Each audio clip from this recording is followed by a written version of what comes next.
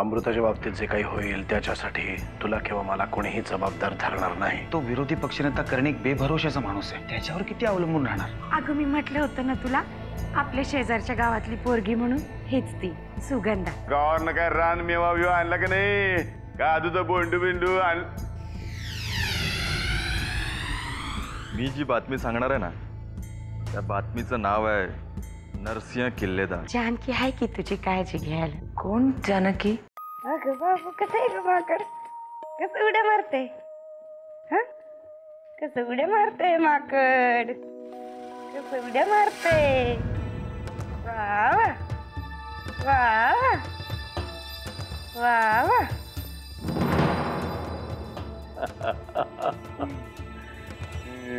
छान खेळ होती ग माझ्या पोरीला. आईपेक्षा जास्त जीव लावलाय तिनं तुझ्यावर, हे की नाही? चिवले गोडे गोड असणारच. कोणाची पोरगी आहे? माझी आहे की नाही? मी बी गोड आहे, पोरगी गोड आहे. तुला मी सांगतो, काय नाव नाव काय? सुगंधा. घरात आली आली रे आली रे आली रे. गाणं ऐकलंय कधी? नाही. मी ऐकून की तुला. आपल्या गावाकडे लय फेमस गाणं बरं का. पोरगी लय खुशीत असते तुमच्या बरोबर. काय नाव काय म्हणलं तुमचं? अहो मग नाही का सांगितलं, सुगंधा. आय माझं नाव विचारत होतो. माझं नाव काय? परशुराम दादा. जानकीने सांगितलं की नाही दादा म्हणायला? सांगितलं की नाही? दादा म्हणायचं नाही. भाऊ आहे तुझा मी, काका आहे. कोण आहे मी? मालक. काय म्हणायचं मला? परशु शेठ असं म्हणायचं. म्हणून दाखव एकदा.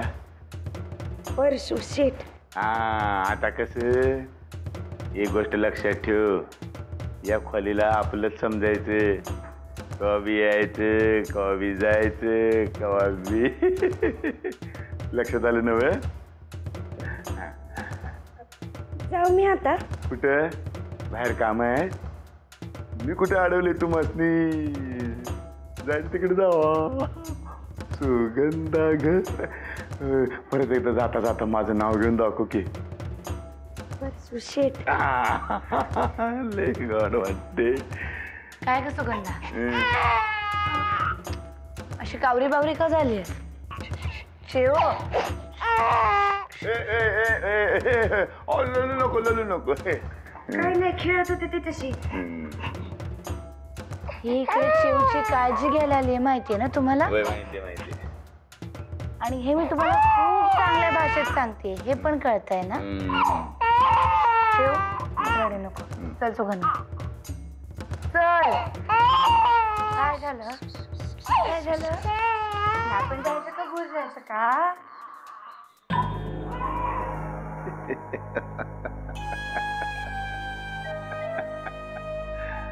आंधळा मागतोय एक डोळा आणि देव देतोय 2 डोळे. मज्जा येणार.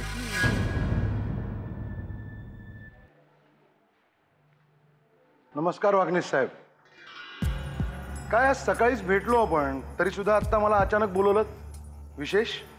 विशेष आहे म्हणूनच बोलावलं. पाटील साहेब, तुम्ही आमच्या साहेबांना एकदम इम्प्रेस करून टाकलं.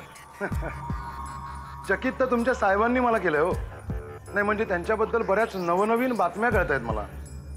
नवनवीन म्हणजे? हेच की मुख्यमंत्री पदाच्या शर्यतीत साहेबांना बराच रस आहे, त्यासाठी त्यांनी अगदी कंबर कसली आहे. पण ही गोष्ट आमच्या साहेबांनी कधीच लपून ठेवली नाही. कित्येक वेळा उघड उघड बोलून दाखवली, अगदी जाहीर सभांमध्ये सुद्धा. सभांमध्ये बोलणं वेगळं आणि बोललेल्यासाठी प्रयत्न करणं वेगळं. म्हणजे साहेब तर आता त्यासाठी छुपे प्रयत्न करायला लागलेत. पाटील साहेब, म्हणून तर आम्हाला तुमची मदत हवी आहे. त्यासाठी साहेबांनी तुम्हाला बोलवलं होतं. कराल ना मदत आम्हाला? करू की, नक्की करू. पण कसं आहे वागणेश साहेब, मदतीची किंमत असते. नाही म्हणजे हे मी तुम्हाला सांगायला नको, कारण या क्षेत्रातले तुम्ही तर भीष्माचार्य. मग आमचे साहेब सकाळी काही हिब्रूमध्ये बोलत होते. तुम्हाला सरळ सरळ गिफ्ट दिलं होतं की त्यांनी. तुम्ही उगाच इमानदारपणाचा आव आणलात.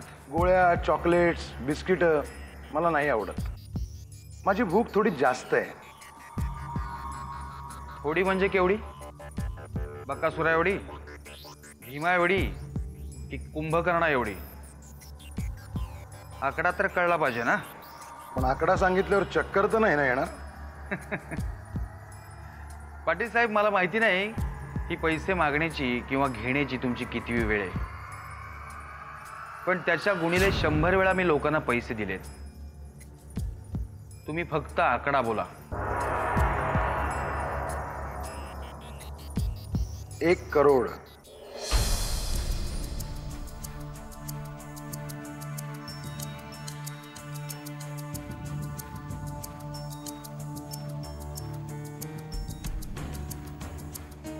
निघा. हां, पैसे पोहोचतील, निघा. थँक्यू.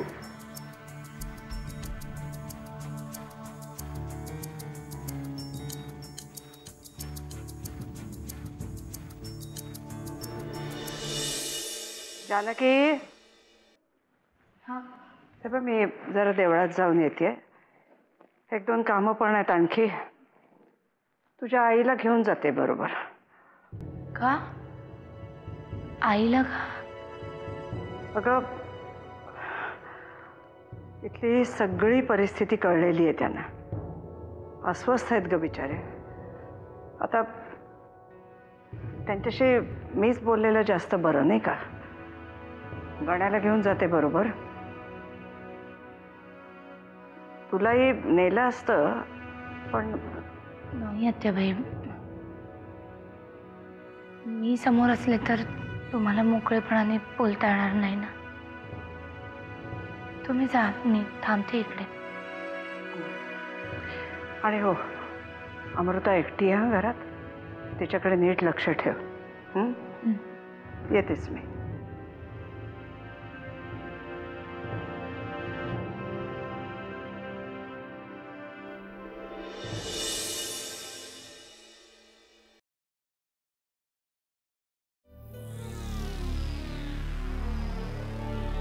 अमृता, काय होत आहे? तुला काही आणून देऊ का? लांब हो माझ्यापासून. एक शब्दही बोलू नकोस माझ्याशी. तुझी सावली सुद्धा पडायला नको माझ्या अंगावर. अमृता, अमृता काय होतंय? घरात कोणी नाहीये म्हणून विचारतेय मी. काही आणून देऊ का? सांगितलं ना जा म्हणून. नीट सांगितलेलं कळत नाही तुला? दरवेळी तुला कळेल अशाच भाषेत सांगाय. अमृता, अमृता, अमृता काय होतंय? अमृता, अमृता, अगं अमृता, अमृता, जागी हो अमृता, अमृता, अमृता, अमृता, अमृता, अमृता, अमृता, उठ अमृता, अमृता उठ अमृता. काय झालं अमृताला? अहो, चालता चालता चक्कर येऊन पडली ती अचानक. तिला इकडे आणलं मी. घरातली बाकीची माणसं कुठे आहेत? आत्याबाई कुठे? आत्याबाई आणि माझी आई गण्याला घेऊन देवळामध्ये गेल्या. तुझ्या घरच्यांना काही उद्योग नाहीत का? आत्ताच जायचं होतं त्यांना बाहेर. उगीच माझ्या घरच्यांना बोलू नका. आत्याबाई स्वतः त्यांना घेऊन गेले. मला तर वाटतं तूच काहीतरी केलं असशील अमृताला. हो, बाजूला हो. तिचा बाप अजून जिवंत आहे. बाजूला हो. तुम्ही तिचे वडील आहात, परमेश्वर नाही. आणि निदान यावेळी तरी तुमचा अहंकार थोडा बाजूला ठेवा आणि जमलं तर आत्याबाईंना किंवा डॉक्टरांना फोन करा. अमृता, अमृता, अमृता.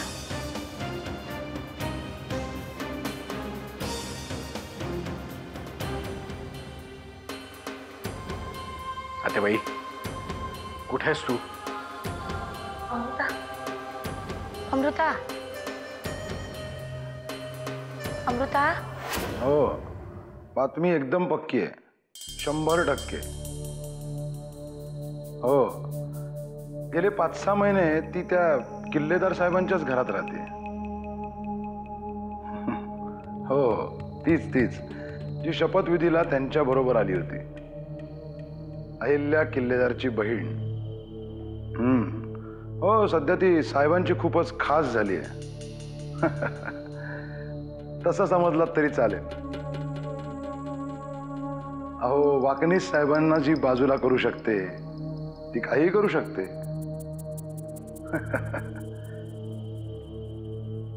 पुरावा असल्याशिवाय श्रेयस पाटील कुठलीही बातमी कधीच मार्केटमध्ये आणत नाही.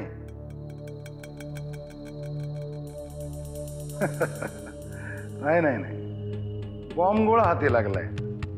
त्या राधिकाचा नवरा संजय सातपुते.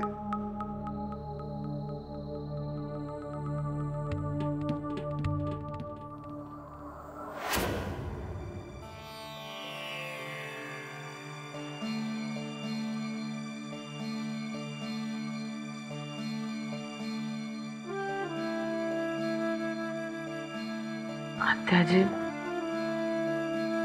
आम्ही सगळेजण आहोत बाळा.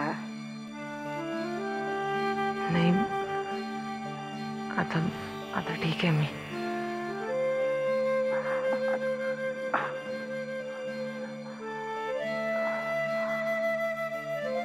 अगं,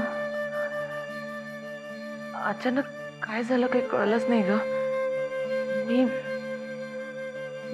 मी हॉलमध्ये जात होते आणि एकदम डोळ्यासमोर अंधारी आली ग. हो, चक्कर आली तुला. नशीब जानकी होती तिथे, तीच घेऊन आली तुला इथे. आतेबाई, मला वाटतं लवकरात लवकर डॉक्टरांना बोलवायला हवं. मी आलोच. अरे, एवढी घाई करायचं काही कारण नाही आहे. या दिवसात होतं असं. आत्याजी, मी चक्कर येऊन पडले ग. माझ्या बाळाला काही झालं नसेल ना?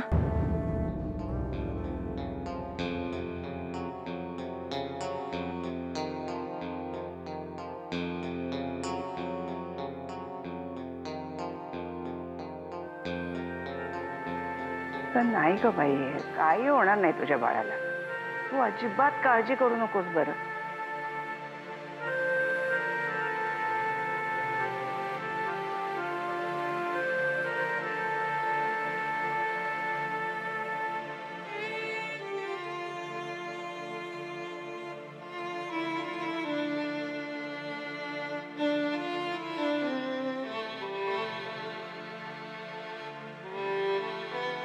आत्याजी, मला खूप भीती वाटते ग. अगं बाळा, आम्ही आहोत ना सगळेजण तुझी काळजी घ्यायला. अजिबात काळजी करायची नाही. आणि हो, आता मुख्य म्हणजे खाण्यापिण्याकडे जरा नीट लक्ष द्यायचं. हेच आवडत नाही, तेच आवडत नाही असलं काहीही करायचं नाही. सगळं खायचं, कळलं?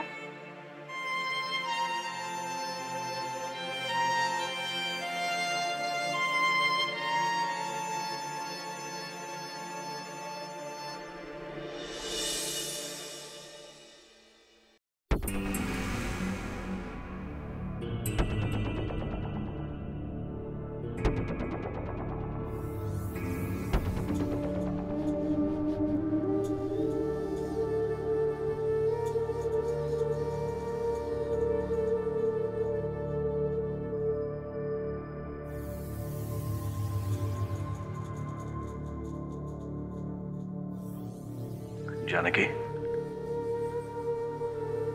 माझ्या मुलीसाठी तू जे काही केलंस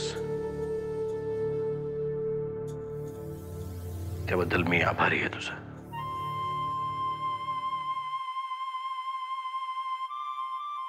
फक्त आभारच मानताय?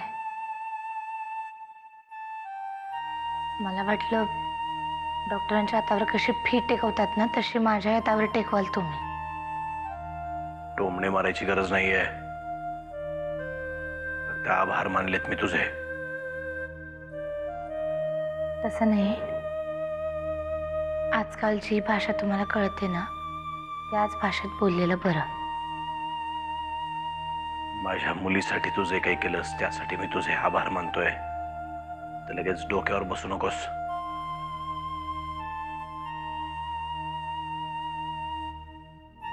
अजूनही तुम्हाला तुमच्या मुलीबद्दल सहानुभूती वाटते हे ऐकून बरं वाटलं.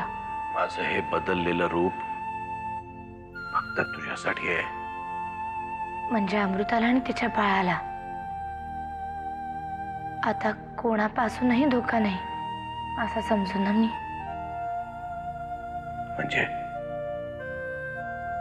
म्हणजे मला काय म्हणायचंय तुम्हाला चांगलं कळतंय.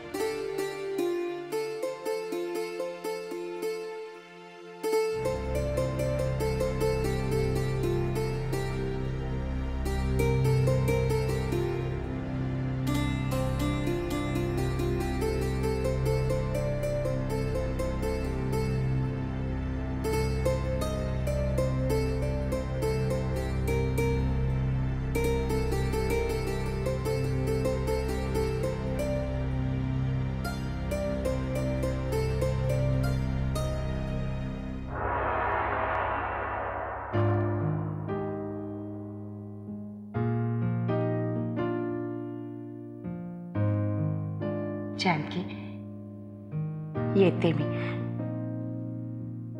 आता तुझी काळजी तुलाच घ्यावी लागणार आहे. येईन मी. आणि सुगंधाला बी जप. लय भोळी आहे पोरगी. अजून कशाचं काय बी कळत नाही, पण कामाला एकदम वाघ आहे. हा, तिची पण काळजी घेईन मी. जानकी, कसं बोलावं तेच कळत नाही, पण तुझ्या संसारात जे काही चाललंय ते थांबवण्यासाठी बायकांना लई मोठी परीक्षा द्यावी लागते.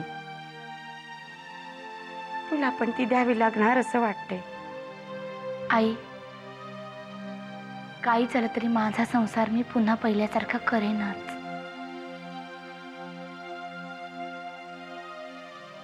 कन्या, आता जरा अभ्यासाकडे लक्ष दे बाबा, आणि अभ्यासाबरोबर ताईला सुद्धा जपत जा. आता लहान नाहीस तू.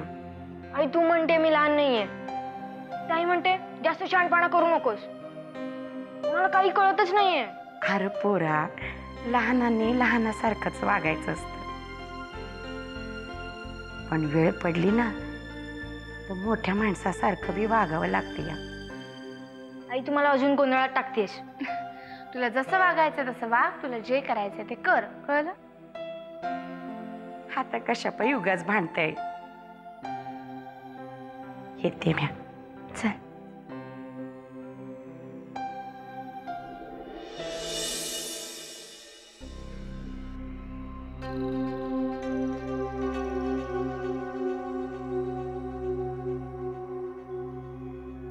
मी तुम्हाला एवढं अस्वस्थ कधीच पाहिलं नव्हतं.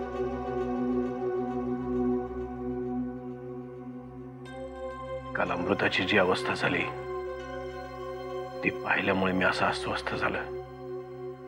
शुद्धीवर आल्या आल्या तिचा पहिला प्रश्न होता, माझ्या बाळाला काही झालं नसेल ना? स्वाभाविक आहे ना,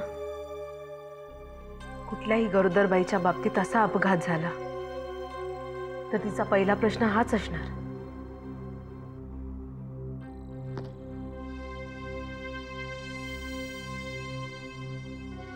म्हणूनच मी इतका अस्वस्थ झालो राधिका. कालच्या एवढ्याशा अपघातानं तिची ही अवस्था झाली. आपण तिच्या बाबतीत घेतलेल्या निर्णयामुळे काय होईल त्याचं? खरं तर या प्रश्नाचं उत्तर माझ्यापेक्षा तुम्हीच चांगल्या प्रकारे देऊ शकता, कारण तुम्ही कोणाचे तरी वडील आहात. ही भावना तुम्हालाच समजू शकते. वडील आहे म्हणूनच तिचं भलं बुरं मला चांगलंच कळतं. उभं आयुष्य पडलंय तिच्या समोर. कितीही कठोर असला तरी मला हा निर्णय घ्यावाच लागणार. कोणता निर्णय? अमृताला लवकरात लवकर लंडनला पाठवायलाच हवं. आर्यनचं बीज तिच्या आयुष्यातून निघून जायलाच हवं. आर्यनचं बीज तिच्या आयुष्यातून निघून जायलाच हवं.